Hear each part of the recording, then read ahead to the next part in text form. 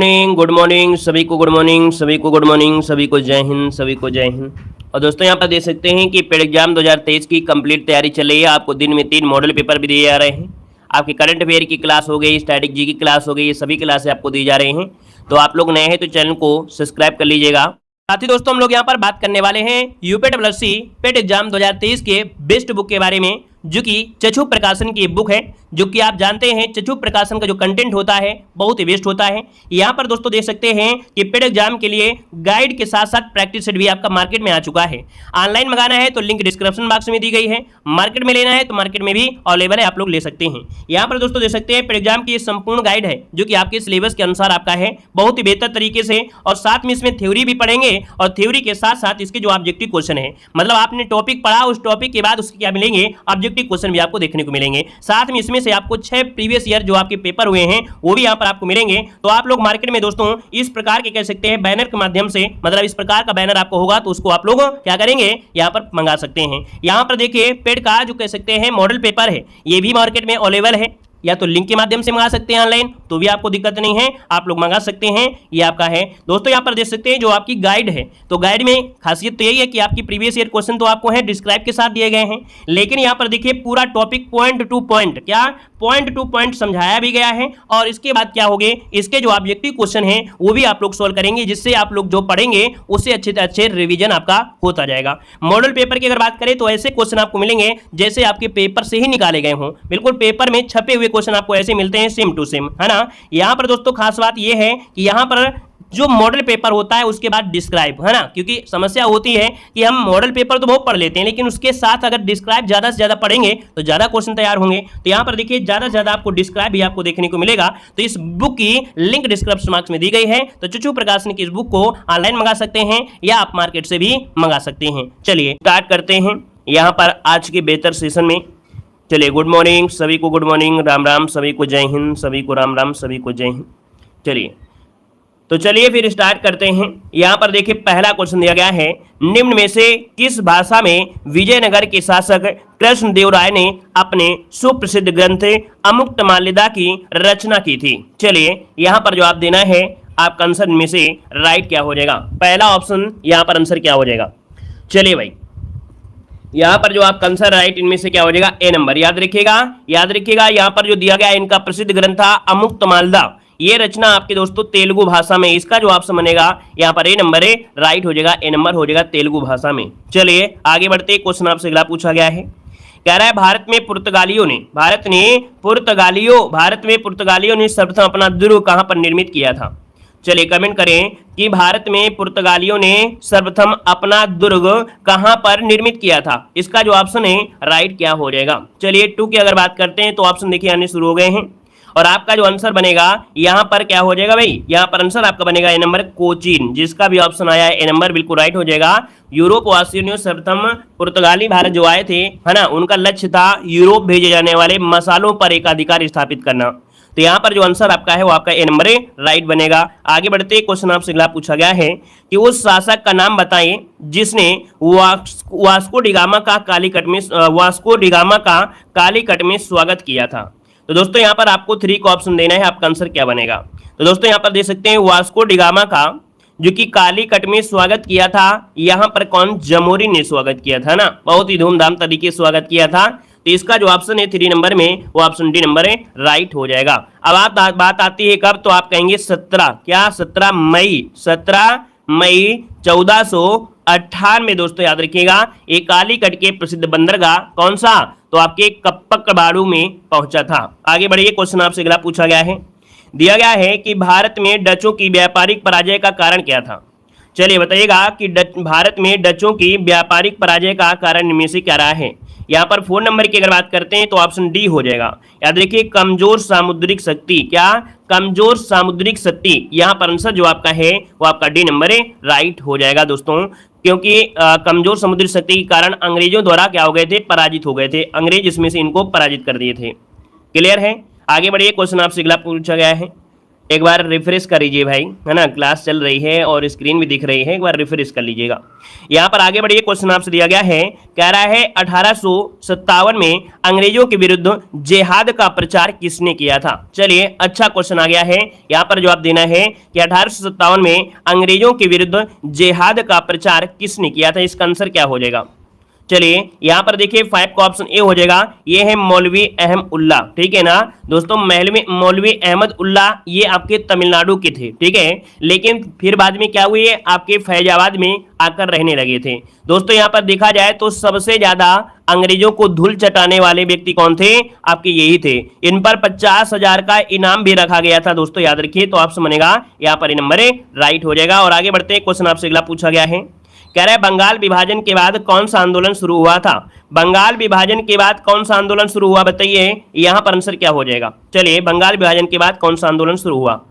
देखिए 6 नंबर के भी ऑप्शन आ गया है। ऑप्शन आ रहा है यहाँ पर आपका बी नंबर, स्वदेशी आंदोलन, जो कि बिल्कुल सही जवाब है। यहाँ पर आंसर आपका बी हो जाएगा, याद रखिए, ऑप्शन बी हो जाएगा, स्वदेशी आंदोलन इसका आंसर है, राइट हो जाएगा दोस्तों, याद रखिए। अगर हम आपसे पूछे बंगाल विभाजन की घोषणा कब की गई थी, बंगाल विभाजन की घोषणा की गई थी 20 जुलाई, क्या 20 जुलाई 1905 को बंगाल विभाजन की घोषणा की गई थी। और 7 अगस्त 1905 को कलकत्ता के टाउन हॉल में एकत्र होकर, है ना, स्वदेशी आंदोलन की घोषणा कर दी गई थी। तो ऑप्शन बनेगा आपका बी नंबर है, राइट हो जाएगा। आगे बढ़ते हैं, क्वेश्चन आपसे अगला पूछा गया है, कह रहा है गांधी इरविन समझौता हुआ था। बताइएगा कि गांधी इरविन समझौता जो हुआ था ये कब हुआ था। क्वेश्चन नंबर 7 देना है। वेरी गुड, बहुत अच्छे। यहां पर देखिए 7 का ऑप्शन बनेगा बी नंबर है आपके 1931 में। कब है, तो गांधी इरविन समझौता, जो कि दिल्ली समझौता के नाम से भी जाना जाता है, ठीक है, इसे दिल्ली समझौता के नाम से भी जानते हैं। अगर एग्जाम में आ जाए दिल्ली समझौता तो कंफ्यूज मत हो जाएगा। गांधी इरविन समझौता को ही दिल्ली समझौता कहते हैं,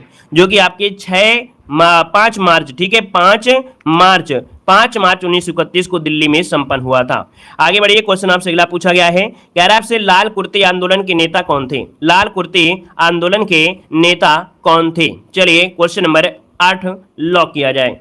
8 नंबर की अगर बात करते हैं तो ऑप्शन क्या हो जाएगा, ए नंबर, बिल्कुल सही जवाब आ गया है, खान अब्दुल गफ्फार खान, जिसका ऑप्शन आया है बिल्कुल राइट हो जाएगा। और यहां पर आगे बढ़ते, क्वेश्चन आपसे अगला पूछा गया है कि हिंदुस्तान रिपब्लिक एसोसिएशन की स्थापना की गई थी।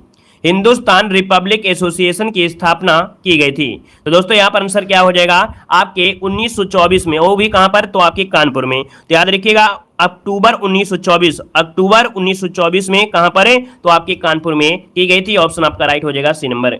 आगे बढ़ते हैं, क्वेश्चन आपसे अगला पूछा गया है, कह रहा आपसे कि स्वराज्य मेरा जन्मसिद्ध अधिकार है और मैं इसे लेकर ही रहूंगा। दोस्तों ये शब्द जो कहा था, किसने कहा था। यहां पर आंसर क्या हो जाएगा, ऑप्शन डी, याद रखिएगा, बाल गंगाधर तिलक, जिसका ऑप्शन है यहां पर आपका कौन सा, आपका डी नंबर है, राइट हो जाएगा, बाल गंगाधर तिलक। आगे बढ़ते हैं, क्वेश्चन आपसे अगला पूछा गया है, कह रहा है निम्न में से कौन सा सुमेलित नहीं है। चलिए, क्वेश्चन नंबर 11, यहां पर आप बताइएगा कौन सा सुमेलित नहीं है। तो देखो यहां पर दिया गया है कि कटिहार, जो कि आपके जूट उद्योग के लिए जाना जाता है, यहां पर बर्नपुर लोहा और इस्पात उद्योग के लिए जाना जाता है, बांसबेरिया दिया गया है, बांसबेरिया। दोस्तों बांसबेरिया जूट उद्योग के लिए है, ना कि इंजीनियरिंग के लिए है। ये किसके लिए है, आपके जूट के लिए आपका है, याद रखिएगा, ये पश्चिम बंगाल में है, ठीक है। और कोरबा कहाँ है, एल्युमिनियम उद्योग के लिए है। तो इसका ऑप्शन सी नंबर गलत हो जाएगा। आगे बढ़ते, क्वेश्चन आपसे अगला पूछा गया है, कह रहा है निम्न में से किन ग्रहों का संयोजन गैसीय ग्रह कहलाता है। अर्थात आपसे पूछा गैसीय ग्रह कौन से होते हैं। यहाँ पर ऑप्शन क्या हो जाएगा, तो दोस्तों हमने आपको बताया था कि जो आपके जैसे आपका सूर्य हो गया, है ना, फिर बुध शुक्र पृथ्वी, फिर मंगल बृहस्पति शनि अरुण वरुण। तो दोस्तों यहाँ पर जो आपके लास्ट के ये 4 होते हैं, ये लास्ट के जो 4 हैं दोस्तों, ये गैसीय ग्रह हैं। और लास्ट स्टार्टिंग के जो शुरू के हैं, इनको बोलते हैं पार्थिव ग्रह। और इनमें उसी प्रकार से कह सकते हैं हर चीजें उपस्थित है जैसे आपकी पृथ्वी की है। तो याद रखिएगा यहाँ पर लास्ट वाले क्या है, गैसीय। अर्थात यहाँ पर आंसर क्या हो जाएगा, ऑप्शन हो जाएगा बृहस्पति शनि यूरेनस और नेपच्यून, ये आपके गैसीय ग्रह होते हैं, या इन्हें बाह्य ग्रह के नाम से भी जानते हैं, बाह्य ग्रह भी कहते हैं। क्लियर है। आगे बढ़िए, क्वेश्चन आपसे अगला पूछा गया है, कह रहा आपसे कि जनगणना 2011 के अनुसार भारत की 10 की जनसंख्या वृद्धि दर, और देखिए आप लोग हमेशा से पढ़ते आ रहे हैं जनगणना, है ना, रटा होगा पूरी तरीके से। तो यहाँ पर देखिए आपका आंसर हो जाएगा सी नंबर 17.7%। ऑप्शन जिसका है यहाँ पर आपका सी नंबर है, राइट हो जाएगा। आगे बढ़ते हैं, क्वेश्चन आपसे अगला पूछा गया है कि किस महाद्वीप में आंतरिक जलमार्गों का सर्वाधिक विकास हुआ है। तो दोस्तों ये बताना है कि अंतर्देशीय आधार पर आंतरिक जलमार्गों का जो सर्वाधिक विकास हुआ है ये कहां पर हुआ है। यहाँ पर आंसर राइट क्या हो जाएगा, तो राइट आंसर ये बनेगा पश्चिमी यूरोप में। कहां पर, पश्चिमी यूरोप में, जैसे कि आपका अमेरिका भी हो गया। अंतर्द्वीपीय आधार पर सर्वाधिक हुआ है यहाँ पर यूरोप में, ठीक है। आंतरिक जलमार्गों का क्या, आंतरिक जलमार्गों का जो हुआ है वो आपकी कहां पर है, तो ऑप्शन बनेगा पश्चिमी यूरोप, जो अर्थात जो ऑप्शन है आपका ये नंबर है राइट हो जाएगा। क्लियर है। चलिए अंतर महाद्वीपीय लगा दिया है ना, इसलिए आंतरिक जलमार्ग है, अंतर महाद्वीपीय है। आगे बढ़े, क्वेश्चन आपसे दिया गया है, कह रहा आपसे निम्न नदियों में से कौन सी आंतरिक जलमार्गों के रूप में सबसे उपयुक्त की जाती है।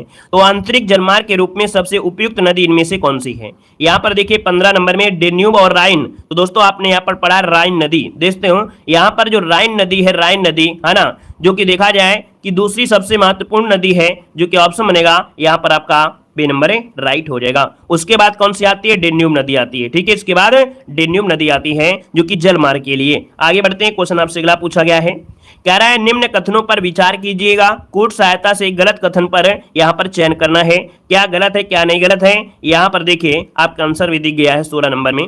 देखो यहां पर आपसे कह रहा है क्या, कह रहा है भारतीय लघु उद्योग विकास बैंक सिबडी की स्थापना 1990 में की गई थी। तो दोस्तों यहां पर 1990 में की गई थी। इसका मुख्यालय कहां पर है, लखनऊ में है, ना कि नई दिल्ली में है। तो इसका मतलब जो ऑप्शन आपका बी दिया है वो गलत दिया है। ये कहां पर है आपका है सिडबी का, तो आपके लखनऊ में है, ठीक है ना। क्लियर है। आगे बढ़िए, क्वेश्चन आपसे अगला पूछा गया है, कह रहा आपसे राष्ट्रीय कृषि सहकारी विपणन संघ की स्थापना की गई थी। राष्ट्रीय कृषि सहकारी विपणन संघ की स्थापना की गई थी, ये कब की गई थी। तो दोस्तों ऑप्शन सी हो जाएगा आपके 1958 में। कब की गई थी, 1958, जो कि ऑप्शन है यहाँ पर सी नंबर है राइट हो जाएगा, जिसे बोलते हैं नेफेड। क्या बोलते हैं, राष्ट्रीय कृषि सहकारी विपणन संघ को बोलते हैं नेफेड, जो कि एग्जाम में पूछा भी गया है। नेफेड के बारे में एग्जाम में पूछा भी गया है प्रीवियस ईयर।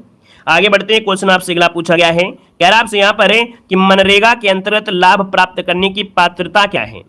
यहां पर देखिए ऑप्शन क्या हो जाएगा, मनरेगा योजना के अंतर्गत जो परिवार के वयस्क सदस्य होते हैं, जो काम करने के इच्छुक होते हैं, रोजगार वो प्राप्त कर सकते हैं। मतलब ऑप्शन क्या हो जाएगा, चलिए ऑप्शन सी बनेगा। याद रखिए किसी भी परिवार के वयस्क सदस्य, यहां पर आंसर है आपका सी नंबर है राइट हो जाएगा। अब यहां पर गरीबी रेखा से नीचे परिवार के, ऐसा तो नहीं है सिर्फ गरीबी रेखा वाले को ही मनरेगा में रहते हैं, ऐसा नहीं है, ठीक है ना। चलिए आगे बढ़ते हैं, क्वेश्चन आपसे अगला पूछा गया है, कह रहे सरकार द्वारा प्रारंभ की गई सौभाग्य योजना का संबंध किससे है। तो चलिए बताइएगा, सौभाग्य योजना का जो संबंध है 19 नंबर में, वो ऑप्शन राइट क्या हो जाएगा। सौभाग्य योजना दोस्तों ये ग्रामीण और शहरी क्षेत्रों में विद्युतीकरण के उद्देश्य से आपके संबंधित है। तो यहाँ पर आंसर हो जाएगा आपका बी नंबर है। यहाँ पर ग्रामीण और शहरी क्षेत्रों में विद्युतीकरण से संबंधित आपके सौभाग्य अर्थात प्रधानमंत्री सहज बिजली घर। याद रखिए सौभाग्य योजना को ही बोलते हैं प्रधानमंत्री सहज बिजली हर घर योजना। याद रखिए यहाँ पर आंसर इसका बी हो जाएगा। आगे बढ़ते हैं, क्वेश्चन आपसे अगला पूछा गया है, कह रहा है भारत में नवी पंचवर्षीय योजना की अवधि क्या थी। चलिए बताइएगा कि भारत में नवी पंचवर्षीय योजना की अवधि इनमें से क्या रही है। ऑप्शन में से क्या राइट हो जाएगा, इसका जवाब देना है। चलिए भाई 20 नंबर का ऑप्शन देना है। और जितने लोग यहाँ पर पहली बार जुड़े हैं एक बार वीडियो को लाइक जरूर कर दीजिएगा, ठीक है। और जय हिंद जरूर लिखिएगा, जय हिंद लिख देंगे, हमारा और आपका परिचय भी बना रहेगा कि नहीं आप हमारे चैनल से जुड़े हैं, हमारे चैनल के सदस्य हो गए हैं। और जब डेली ऐसे हमारी प्रक्रिया होगी तो 2-4 बार में आपकी पहचान और हमारी पहचान भी आपकी हो जाएगी, ठीक है ना। तो जय हिंद जरूर लिख दीजिएगा।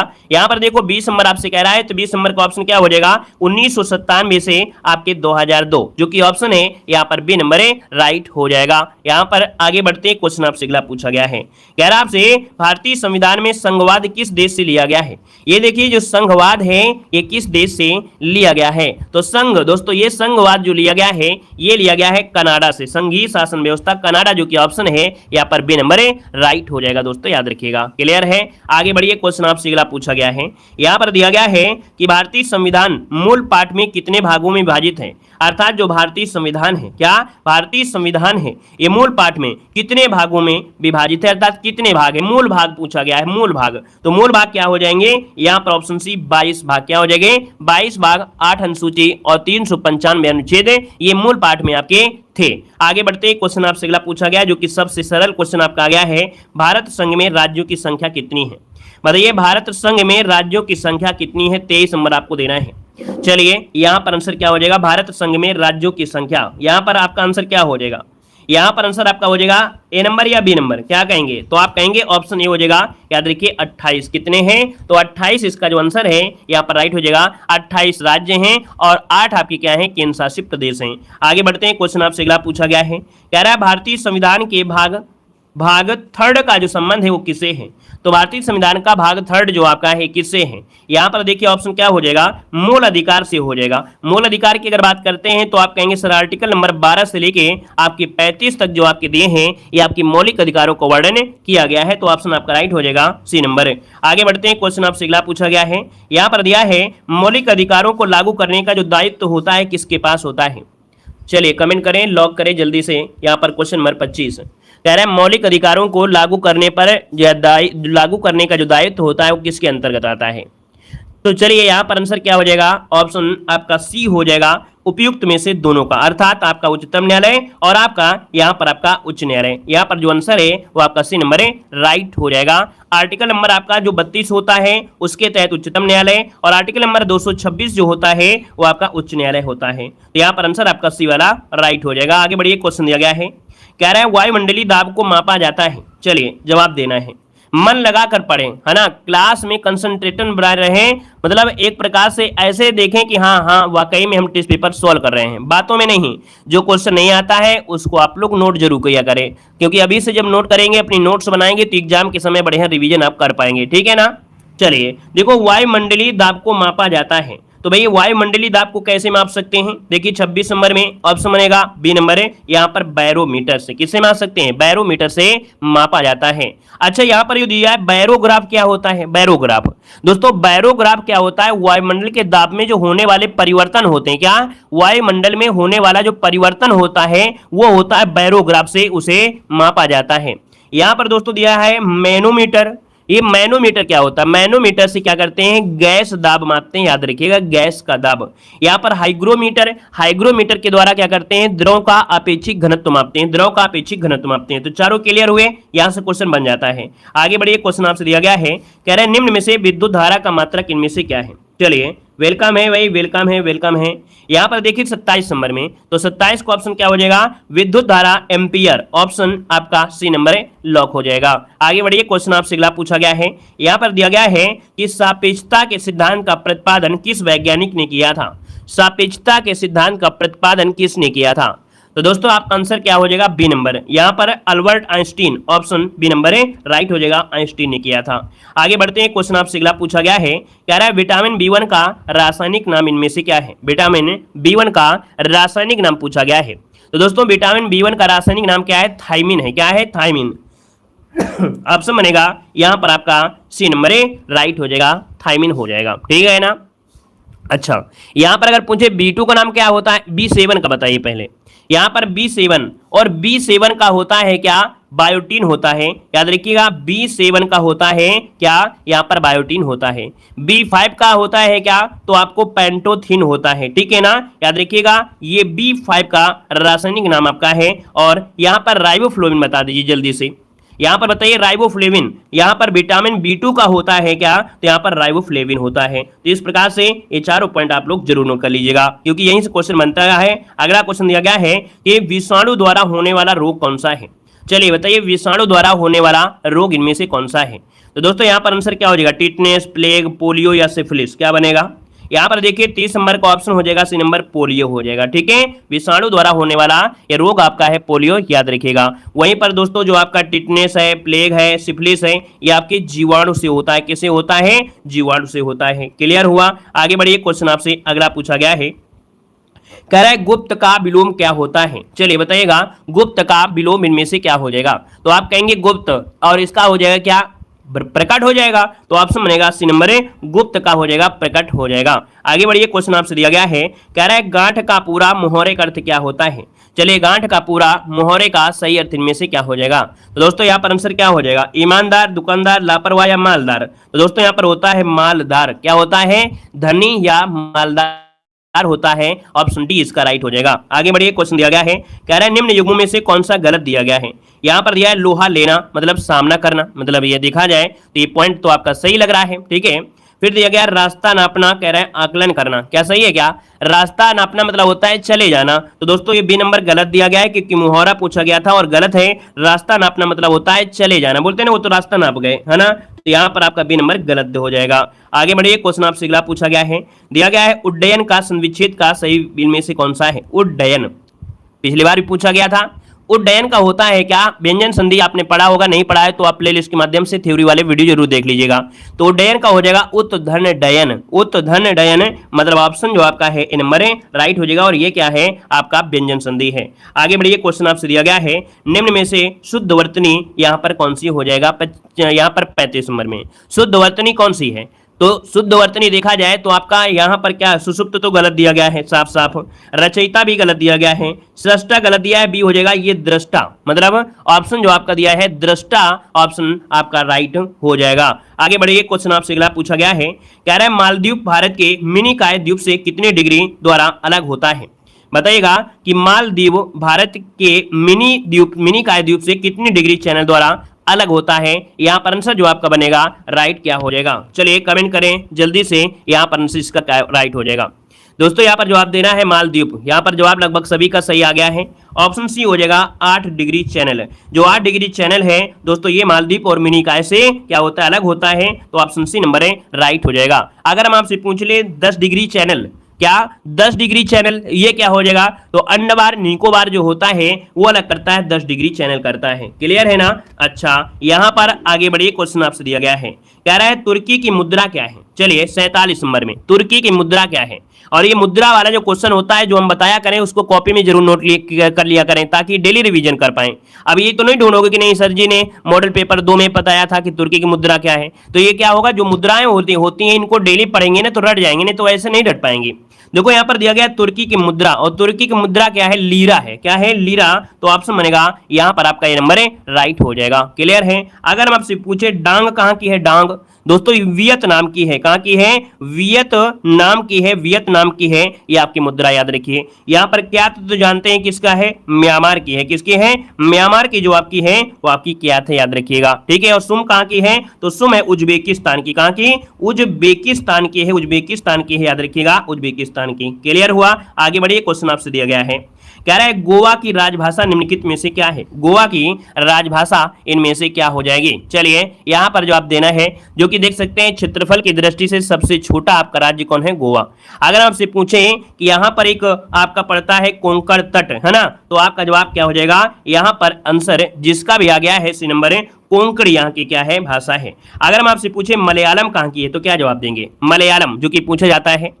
तो दोस्तों यहाँ पर ये वाला जो आपका एरिया है, यहाँ पर लक्षद्वीप जो आपका है, लक्षद्वीप, है ना, और यहाँ पर केरल, वहाँ की आपकी मलयालम है, क्योंकि ये पूछा जाता है कि आपके लक्षद्वीप की क्या है, तो आप कहेंगे मलयालम है। आगे बढ़ते, क्वेश्चन आपसे दिया गया है, कह रहा है भारतीय संविधान के अनुसार राज्यसभा की सदस्यता के लिए न्यूनतम आयु सीमा इनमें से क्या होती है? तो भाई राज्यसभा का अगर आपको सदस्य बनना है तो याद रखिएगा 30 वर्ष की अवस्था अर्थात 30 वर्ष होना आवश्यक है। 30 वर्ष की उम्र होनी आवश्यक है। वहीं पर अगर लोकसभा होता तो लोकसभा के लिए आपकी 25 वर्ष हो जाती। आगे बढ़ते हैं, क्वेश्चन आपसे अगला पूछा गया है, कह रहा है राष्ट्रीय विज्ञान दिवस कब मनाया जाता है?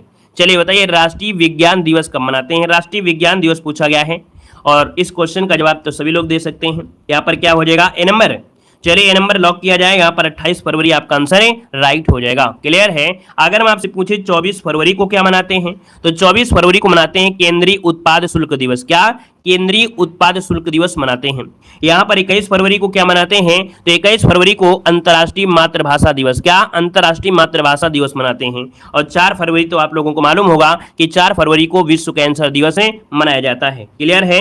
आगे बढ़िए, क्वेश्चन आपसे अगला पूछा गया है, यहाँ पर दिया गया है क्या? कह रहा है अंतर्राष्ट्रीय न्यायालय स्थित है। अंतर्राष्ट्रीय न्यायालय जो स्थित है वो आपके कहाँ पर स्थित है? चलिए यहाँ पर जवाब देना है अंतर्राष्ट्रीय न्यायालय जो स्थित है ये आपके कहाँ पर स्थित है? दोस्तों यहाँ पर आंसर देखा जाए तो आप सभी का जवाब हो जाएगा, यहाँ पर देखिए सी नंबर है, यहाँ पर द हेग इसका आंसर है, राइट हो जाएगा। आगे बढ़ते हैं, क्वेश्चन आपसे अगला पूछा गया है, कह रहे हैं एलिफेंटा की गुफाएं स्थित है। एलिफेंटा की गुफाएं स्थित हैं ये आपके कहाँ पर स्थित हैं? यहाँ पर औरंगाबाद में है या मुंबई में है या हैदराबाद में है या आपके अहमदाबाद में है। और इसमें देखा जाए तो इस क्वेश्चन को जल्दबाजी में बहुत बच्चे गलती करते हैं, बहुत बच्चे गलती करते हैं और यहाँ पर लगातार गलती कर रहे हैं। यहाँ पर एलिफेंटा पूछा गया है, एलिफेंटा पूछा गया है और एलिफेंटा की गुफाएं मुंबई में है जो कि आपके महाराष्ट्र में है। इसका आंसर बनेगा कौन सा, बी नंबर हो जाएगा। और अभी तक जितने लोगों ने जवाब दिया है सबने गलत दिया गया है, यही है आपकी कामयाबी। इसीलिए कहते हैं कॉपी में नोट किया करें। हम डेली आपको पढ़ाते हैं कि भैया कॉपी में जब तक नोट नहीं करेंगे ना तो ऐसी क्वेश्चन आप लोग जरूर गलत कर देंगे और अच्छे से अच्छा होशियार बच्चा भी दिक्कत कर देता है। ठीक है, भी एग्जाम में कहता है यार पढ़ा बहुत था लेकिन फंसा नहीं। ठीक है, यहाँ पर आंसर बी हो जाएगा, मुंबई हो जाएगा। कॉपी में नोट किया करें, ऐसे क्वेश्चन जो आपसे हमेशा गलती होने के चांस होते हैं। यहाँ पर दिया है हार्नबिल उत्सव का आयोजन कहाँ किया जाता है, बताइएगा हार्नबिल उत्सव का आयोजन कहाँ पर किया जाता है। तो दोस्तों यहाँ पर आपका आंसर क्या हो जाएगा, ऑप्शन हो जाएगा डी नंबर, नागालैंड में किया जाता है दोस्तों, दिसंबर महीने में। कब है, दिसंबर महीना के प्रथम सप्ताह में इसका आयोजन होता है। यहाँ पर आगे बढ़िए, क्वेश्चन आपसे अगला पूछा गया है, कह रहा आपसे कि इसरो उपग्रह केंद्र जो आपका स्थित है ये आपके कहाँ पर है। तो दोस्तों इसरो उपग्रह केंद्र कहाँ पर है, आपके बेंगलुरु में है। ऑप्शन बनेगा यहाँ पर आपका बी नंबर है, बेंगलुरु में है। और यह केंद्र जो आपका है उपग्रह परियोजनाओं को डिजाइन करता है, निर्माण करता है, परीक्षण करता है और उसका प्रबंध करता है। तो ऑप्शन बनेगा आपका बी नंबर है। आगे बढ़ते, क्वेश्चन आपसे दिया गया है कि मान बुकर पुरस्कार प्राप्त करने वाले पहले या भारतीय मूल के प्रथम लेखक इनमें से कौन है। चलिए, मान बुकर पुरस्कार प्राप्त करने वाले भारतीय मूल के प्रथम लेखक आपके कौन हैं, ये है आपके वी.एस. नायपॉल। ऑप्शन आपका हो जाएगा डी नंबर है। इनकी काफी किताबें आपकी पूछी गई हैं, है ना, इनकी किताबें बहुत पूछी जाती हैं और इनको ये जो पुरस्कार दिया गया था 1971 में दिया गया। क्या, वो 1971 में दिया गया था। आगे बढ़िए, क्वेश्चन आपसे अगला पूछा गया है। यहां पर आगे बढ़िए, क्वेश्चन आपसे अगला पूछा गया है, कह रहा आपसे यहां पर अगला क्वेश्चन करंट अफेयर से है कि कृषि और बागवानी फसलों के सर्वेक्षण के लिए दृश्य योजना कहां पर प्रारंभ की गई है। तो दोस्तों यहां पर जवाब देना है, आपसे कह रहा है क्या, कह रहा है कृषि और बागवानी फसलों के सर्वेक्षण के लिए दृश्य योजना प्रारंभ की गई है। ये कहां पर प्रारंभ की गई है, ऑप्शन क्या बनेगा, ऑप्शन बी हो जाएगा आपके हरियाणा में। कहां पर है, हरियाणा, इसको ऑप्शन बी नंबर है राइट बनेगा। और आगे बढ़ते हैं, क्वेश्चन आपसे दिया गया है, कह रहा है निवेश काम नौकरियों को आकर्षित करने के लिए किस देश ने गोल्डन लाइसेंस योजना प्रारंभ किया है। दोस्तों यहां पर आंसर क्या हो जाएगा, आंसर बी हो जाएगा बहरीन। बहरीन ने निवेश और नौकरियों को आकर्षित करने के लिए, याद रखिएगा, गोल्डन लाइसेंस योजना प्रारंभ की है। ऑप्शन बी हो जाएगा। आगे बढ़ते हैं, क्वेश्चन आपसे दिया गया है कि संयुक्त युद्ध अभ्यास ओरियन 23 का आयोजन कहां किया जा रहा है। यहाँ पर देखिए आपका आंसर राइट क्या हो जाएगा, तो ओरियन 23 का आयोजन जो आपका किया जा रहा है वो आपके कहां पर किया जा रहा है। तो ऑप्शन बनेगा यहाँ पर सी नंबर है, ये संयुक्त सैन्य अभ्यास है। ऑप्शन सी नंबर है राइट हो जाएगा, फ्रांस। आगे बढ़ते हैं, क्वेश्चन आपसे अगला पूछा गया है कि आपदा प्रतिरोधी बुनियादी ढांचे के लिए गठबंधन का मुख्यालय कहां पर स्थित है। आपदा प्रतिरोधी बुनियादी ढांचे के लिए गठबंधन का मुख्यालय ये कहां पर है, तो आपके नई दिल्ली में है। दोस्तों कहां पर है, नई दिल्ली। ऑप्शन आपका ये नंबर है राइट हो जाएगा। और आगे बढ़ते हैं, क्वेश्चन आपसे दिया गया है कि वर्ष 2023 का टाइम 100 रीडर पोल का विजेता इनमें से कौन है। दोस्तों 2023 टाइम 100 रीडर पोल का विजेता इनमें से कौन आपको चुना गया है, तो ये है आपके शाहरुख खान। कौन है, Shahrukh Khan. Option B number है राइट बनेगा। और आगे बढ़ते हैं, क्वेश्चन दिया गया है कि प्रधानमंत्री ने प्रोजेक्ट टाइगर के 50 वर्ष पूरा होने की स्मृति कार्यक्रम का उद्घाटन कहां पर किया है। दोस्तों यहाँ पर आंसर क्या हो जाएगा, तो आंसर सी हो जाएगा कर्नाटक। क्या हो जाएगा, कर्नाटक इसका आंसर है राइट बनेगा। आगे बढ़ते हैं, क्वेश्चन आपसे अगला पूछा गया है कि राष्ट्रपति द्रौपदी मुर्मू ने किस वायुसेना केंद्र से युद्धक विमान सुखोई 30 में उड़ान भरी है। दोस्तों यहाँ पर आंसर क्या होगा, और यही क्वेश्चन आपके पूछे जाएंगे। हम ज्यादा बार बार पढ़ाते हैं, इसीलिए पढ़ाते हैं कि क्वेश्चन बिल्कुल रट जाए, क्योंकि क्वेश्चन आने यही है।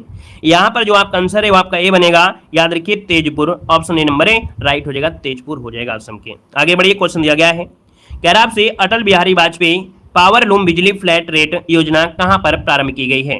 तो अटल बिहारी वाजपेयी पावर लूम बिजली फ्लैट रेट योजना प्रारंभ की गई है आपके उत्तर प्रदेश में। कहां से, आपके उत्तर प्रदेश। ऑप्शन डी इसका राइट हो जाएगा।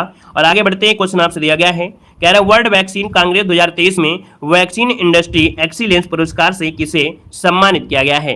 तो दोस्तों याद रखिएगा, वर्ल्ड वैक्सीन कांग्रेस 2023 में वैक्सीन इंडस्ट्री एक्सीलेंस पुरस्कार से भारत बायोटेक को सम्मानित किया गया है। ऑप्शन आपका ये नंबर है राइट हो जाएगा, जो कि जवाब सभी के सही हैं। और अगला क्वेश्चन आपके सामने है कि भारतीय अंतरिक्ष नीति 2023 जारी करने वाली सुरक्षा कैबिनेट समिति के अध्यक्ष इनमें से कौन है। यहाँ पर जवाब देना है, आपका आंसर इनमें से क्या हो जाएगा।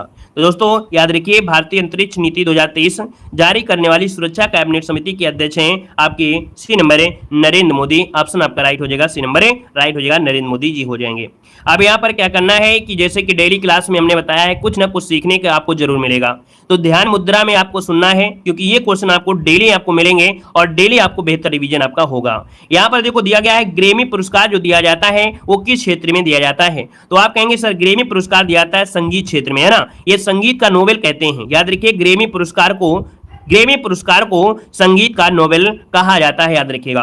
अगला रैमन मैग्सेस, दोस्तों रैमन मैग्सेस ये लोक सेवा नेतृत्व या पत्रकारिता के लिए दिया जाता है। यहाँ पर एशिया का नोबेल पुरस्कार भी इसे कहा जाता है। अगला है तानसेन पुरस्कार, दोस्तों ये संगीत के क्षेत्र में दिया जाता है। मैन बुकर पुरस्कार, ये दोस्तों मह बुकर पुरस्कार यह नॉवेल के लेखक का आपका है। यहाँ पर आपका अगला है बॉबेल पुरस्कार, एक कृषि से है। कलिंग पुरस्कार जो ज्यादा पूछे जाते हैं उन पर फोकस ज्यादा करेंगे। यहां पर देखिए दिया गया है कलिंग पुरस्कार, और कलिंग पुरस्कार दिया जाता है आपके विज्ञान क्षेत्र में दिया जाता है, ठीक है। अगला क्वेश्चन दिया गया है क्या, धन्वंतरी पुरस्कार ये चिकित्सा के क्षेत्र में दिया जाता है। अगला दिया गया भटनागर पुरस्कार, ये विज्ञान के क्षेत्र में प्रौद्योगिकी क्षेत्र में दिया जाने वाला पुरस्कार है। शौर्य चक्र आपका होता है सेना में दिया जाता है। अशोक चक्र दोस्तों देखो, अशोक चक्र जो होता है, अशोक चक्र ये मिलता है नागरिक को, किसी भी नागरिक को पुलिस और रक्षा के लिए होता है। परमवीर चक्र होता है सेना में आपको दिया जाता है। व्यास सम्मान आपका साहित्य के लिए आपका दिया जाता है, ठीक है। और भारत रत्न जो दिया जाता है वो जानते हैं कि कला और विज्ञान आदि के क्षेत्र में दिया जाता है। ज्ञानपीठ पुरस्कार साहित्य में, साहित्य अकादमी साहित्य में है ना। यहाँ पर देखो दिया गया है आर.डी. बिड़ला अवार्ड, क्या है, आर.डी. बिड़ला अवार्ड आपका मेडिकल के क्षेत्र में दिया जाता है। मेजर ध्यानचंद खेल पुरस्कार ये आपके खिलाड़ी को दिया जाता है, अर्थात खेल में जो खिलाड़ी होते हैं उनको दिया जाता है, ठीक है। यहाँ पर अर्जुन पुरस्कार जो आपका दिया गया है वो खिलाड़ियों को दिया जाता है। और द्रोणाचार्य पुरस्कार होता है कोच को दिया जाता है, जो आपका कोच होता है। यहाँ पर अगला दिया गया है एकलव्य पुरस्कार, तो दोस्तों एकलव्य पुरस्कार भी आपके खेल के क्षेत्र में ही दिया जाता है। ऑस्कर पुरस्कार की अगर बात करते हैं तो यहाँ पर आपका क्या हो जाएगा, फिल्म को दिया जाता है। अगर हम आपसे क्वेश्चन पूछ लिया जाए कि एक अभी आपका सॉन्ग इंडिया का एक सॉन्ग आया था जिसको ऑस्कर पुरस्कार से नामित किया गया है, उस सॉन्ग का नाम क्या है, कमेंट बॉक्स में कमेंट जरूर कर दीजिएगा कि कौन सा गाना है जिसको इस बार को ऑस्कर पुरस्कार दिया गया था। तो दोस्तों आपका RRR का है ना, RRR का कौन सा है, नाटू नाटू है, याद रखिएगा ये क्वेश्चन बन सकता है। अगला क्वेश्चन दिया गया है कि दादा साहब फाल्के पुरस्कार ये फिल्म क्षेत्र में दिया जाता है, अर्थात ये फिल्म पुरस्कार है। यहाँ पर नंदी पुरस्कार ये फिल्म पुरस्कार आपका है। पद्म विभूषण ये सामाजिक गतिविधियों में योगदान देने के लिए दिया जाता है। पद्म भूषण पुरस्कार ये सामाजिक गतिविधियों में, पद्म श्री भी आपकी सामाजिक गतिविधियों में दिया जाता है। अब आते हैं दोस्तों यहाँ पर पुलित्जर पुरस्कार है। दोस्तों ये पुलित्जर पुरस्कार एक बार नहीं बहुत बार पूछा गया है, तो पुलित्जर पुरस्कार पत्रकारिता में दिया जाता है। यहाँ पर सरस्वती सम्मान साहित्य में होता है। गोल्डन ग्लोब अवार्ड, दोस्तों गोल्डन ग्लोब अवार्ड आपके फिल्म के क्षेत्र में। यहाँ पर गोल्डन लायन है ना, ये भी फिल्म में है। और यहाँ पर पाम भी क्या है, फिल्म में ही आपका दिया जाता है। अब यहाँ पर नोबेल पुरस्कार तो आप लोग जानते हैं 6 क्षेत्रों में मिलते हैं। संयुक्त राष्ट्र मानवाधिकार पुरस्कार है, ये शांति और मानवता के पुरस्कार का है। महात्मा गांधी ये शांति मानवता के लिए पुरस्कार आपका होता है। तो पुरस्कार से जो भी क्वेश्चन, क्योंकि आपके सिलेबस में है, हम आपको वही चीज पढ़ाएंगे जो आपके सिलेबस में है। अब दोस्तों यहाँ पर देख सकते हैं कि विश्व के कुछ प्रमुख आपके धरोहर हैं जिनको से यहाँ पर कहा जाता है कि कौन से स्थल कहाँ पर आपका है। डायरेक्ट आपसे पूछेगा और डायरेक्ट पूछेगा कि ताजमहल जो है ये कहां पर है, तो आप कहेंगे ताजमहल जो आपके है कहां पर है, उत्तर प्रदेश में है, ठीक है। लेकिन अगर हम आपसे बात करें कि इसका जो क्या हुआ था, ये धरोहर में शामिल हुआ, कब शामिल हुआ था, तो आपके 1983 में शामिल हुआ था ताजमहल, जो आपके आगरा में है। आगरा का किला आपके कहां पर है, तो आपके यहां पर देख सकते हैं उत्तर प्रदेश में ये भी पड़ेगा। यहां पर एलोरा की गुफाएं दोस्तों महाराष्ट्र में है, कहां पर है, महाराष्ट्र में है। अजंता की गुफाएं कहां पर है, तो आपके महाराष्ट्र में है। कोणार्क का सूर्य मंदिर कहां पर है, आपके उड़ीसा में है। महाबलीपुरम में स्मारकों का मंदिर कहां पर है, आपके तमिलनाडु में है, ठीक है। यहां पर देखिए अगला पॉइंट दिया गया है, केवलादेव राष्ट्रीय उद्यान कहां पर है, केवलादेव राष्ट्रीय उद्यान कहां पर है, तो आप कहेंगे सर राजस्थान में। कहां पर है, राजस्थान में है। यहां पर देखिए मानस वन्यजीव अभयारण्य कहां पर है, तो आपके असम में है। कहां पर है, असम में है। काजीरंगा राष्ट्रीय उद्यान कहां पर है, आपके असम में है, जो कि एक सींग के गैंडे के लिए आपका जाना जाता है। खजुराहो समूह के स्मारक, तो दोस्तों यहां पर देखो दिया गया है खजुराहो समूह के स्मारक ये कहां पर है, आपके मध्य प्रदेश में आपका है। गोवा के चर्च एवं कावेंट ये गोवा में ही पड़ता है। हम्पी के स्मारक ये कहां पर है, तो आपसे पूछेगा हम्पी के अवशेष कहां मिलते हैं, तो आपके कर्नाटक में है। यहाँ पर फतेहपुर सीकरी आपका याद रखिए उत्तर प्रदेश में, आपका फतेहपुर सीकरी आपको उत्तर प्रदेश में मिल जाएगी, ठीक है ना। और यहाँ पर सुंदरवन राष्ट्रीय उद्यान कहाँ पर है, तो दोस्तों ये बताइएगा सुंदरवन राष्ट्रीय उद्यान, तो सुंदरवन राष्ट्रीय उद्यान आपके कहाँ पर है, पश्चिम बंगाल में। कहाँ पर, पश्चिम बंगाल में। एलिफेंटा की गुफाएं अभी आपने पढ़ा था, देखो हमने बताया जो भी हम पढ़ाएंगे वो एग्जाम से ही रिलेटेड पढ़ाएंगे, इधर उधर से नहीं पढ़ाएंगे। जो आपको पढ़ना है डेली हम रिवीजन कराते रहेंगे। ये क्वेश्चन आप लोग क्लास से भाग भी जाओगे लेकिन हम क्लास जरूर देंगे, क्योंकि हमको देना है रिजल्ट, क्योंकि रिजल्ट जब देते हैं तभी आप लोग जुड़ते हैं और हर साल जुड़ते हैं, हर साल प्रैक्टिस करते हैं। इसलिए हम बार बार इन चीजों को रिवीजन कराते रहते हैं हर क्लास में। वैसे सिलेबस इतना नहीं है, लेकिन जब बार बार रिवीजन करेंगे, बार बार पढ़ाएंगे तो आपको कैसे नहीं रटेगा, जरूर रटेगा, ठीक है, क्योंकि ये हमारी जिम्मेदारी है कि आपको अच्छे नंबर आए। यहां पर देखो दिया गया एलिफेंटा की गुफाएं कहां पर है, महाराष्ट्र में है।